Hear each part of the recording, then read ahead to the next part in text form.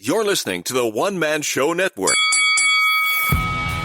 Welcome to the MMA Fight Picks Podcast with your host, Aaron Weinbaum. Hey everyone, welcome to the MMA Fight Picks Podcast. I am your host, Aaron Weinbaum. Today I am from One Man Show Network Studio South. I'm not at home. I'm at my office in kind of a setup I had to set up for my father. So I figured, why not take advantage of it? Everyone's overrunning my house right now. So I'm going to actually pick some fights for Bellator, which I don't usually do. And they haven't had an event in so long. So this is Bellator 243. Benson Henderson versus Michael Chandler, part 2. And probably the best card they've had in a while, even pre-pandemic. I mean, 4 decent fights on the main card. I'm going to go ahead and pick those. And if you're on YouTube or Periscope or wherever, please feel free to go ahead and help me pick these fights. And if you are on YouTube, please feel free to hit the subscribe button as well. Interactive, of course. I will try to get all your comments in if this is working correctly. This is a multi-stream here, but if not, it is what it is. And I will be picking the UFC later on this week, probably tomorrow, on a new thing called Get Vocal, but it's supposed to stream to all my places, so we'll see. And I'll get all that information to you tomorrow. So if there are no comments, I'm going to go ahead and get started. First up, well, let's back up a second. So these fights are taking place at the Mohegan Sun in, I believe it's, Connecticut. So it's not quite Fight Island. It's more like Fight Reservations, which is pretty cool. Anyway, first fight of the night at featherweight, Miles Jury versus Georgi Karakani. I take that back. This is actually at lightweight, so probably so these guys didn't have to cut weight. So I do need to remember a lot of that's going on, which is cool too. You know, at least these guys are fighting. Miles Jury, who spent most of his career at lightweight, just beat Brandon Gertz. When was this? How long ago was this? So it would have been February this year. Before that, 3 losses in a row. Ben Henderson, Andre Feely, Chad Mendes. So Benson Henderson was returned to lightweight, I guess, after several years at featherweight. He's lost to like top guys, basically. I mean, before that, look, his other losses were Charles Oliveira and Donald Cerrone, and that's way back in 2015. So this guy doesn't really lose unless it's like the top competition, but neither is Georgie. He did last win against Paul Redmond. He lost to A.J. McKee, lost to Emmanuel Sanchez, and this was all at featherweight. He didn't make it into the the Bellator Grand Prix opening round for the featherweight crown. He's got a lot of weird wins here and there. Did lose to Henry Corrales.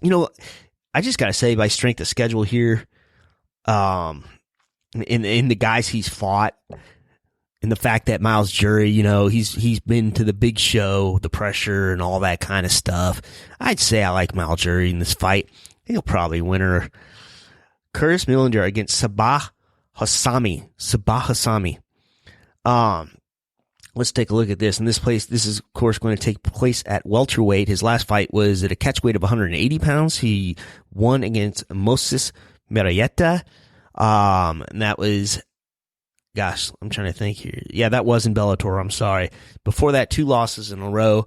Bilal Muhammad, lots of guys lose to him. And Elijah Zaleski dos Santos, also an uppercomer. But he does got some notable wins here.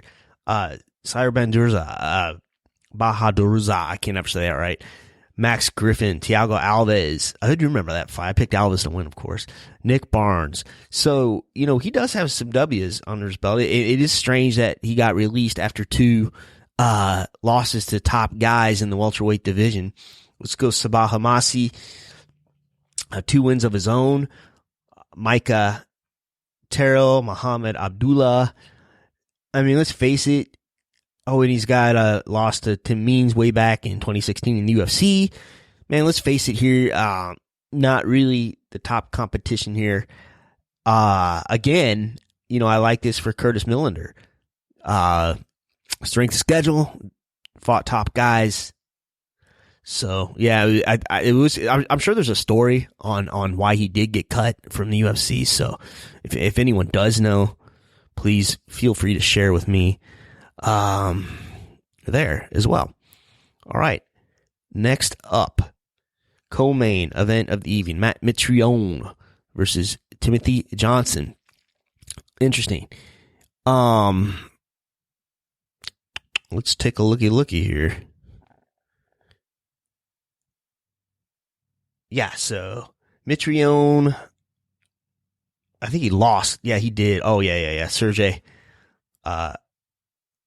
Karatsanov, that was TKO. Before that, he fought him, but hit him in the nuts. He hit Sergey in the nuts before the fight, and that ended it early.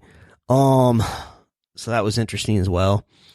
I lost to Ryan Bader at heavyweight. Man, that was crazy. So I thought he would have kind of handled Bader, and Bader, who is much smaller. I mean, he's not heavyweight. I mean, he's a big guy, but he looked much smaller than the natural heavyweight Matt Mitrione, and just Bader just kept wrapping him up and taking him down and doing a little bit of damage. He does have a win over Roy Nelson, Fedor, Aldi Thompson, and before that, losses to Travis Brown and Ben Rothwell. I think Ben Rothwell caught him in that like inverted moob choke he does, But let's take a look at Timothy Johnson. I always counted this guy out, and then all of a sudden wins KO style against Tyrell Fortune. But when he does lose, he gets knocked out.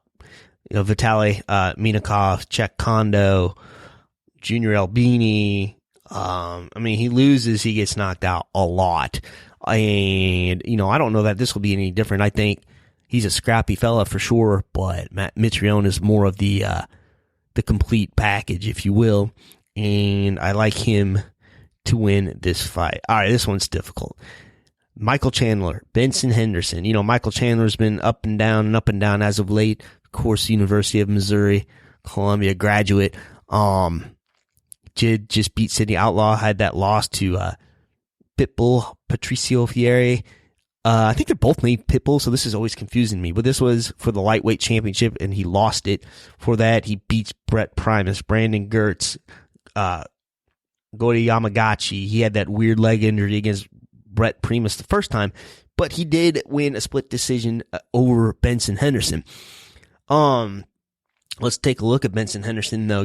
Just kind of one of those deals where like Dana White would have kept him around forever, but I guess he didn't pay him that well because, he didn't think he was going to be able to compete for a belt ever again. But all of a sudden, he kind of just sneakily has 4 wins in a row. Miles Jury, Adam Piccolotti, Saad Awad, Roger Huerta. Well, do we count the Roger Huerta fight? Really?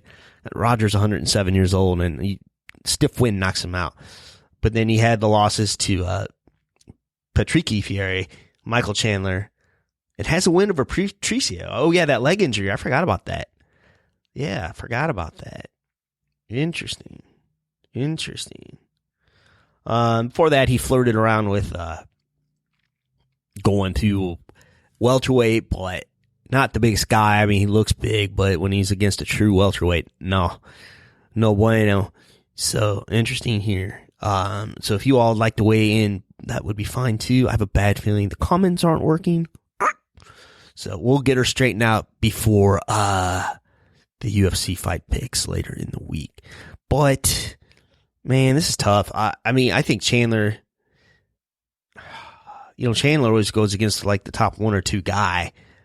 To say that Miles Jury was a top guy or Adam Piccolotti was a top guy, Saad Awad's been there a while. I like Chandler in the rematch. He eked out a split decision in the first fight. I don't see how he doesn't do it again. So that's it. We picked him. Thank you all so much for listening. I will be back later in the week with UFC picks. I hope you join me then. Until next time, until tomorrow probably. Shalom. Please remember to support the podcast by visiting the affiliate links on AaronSaysWhat.com.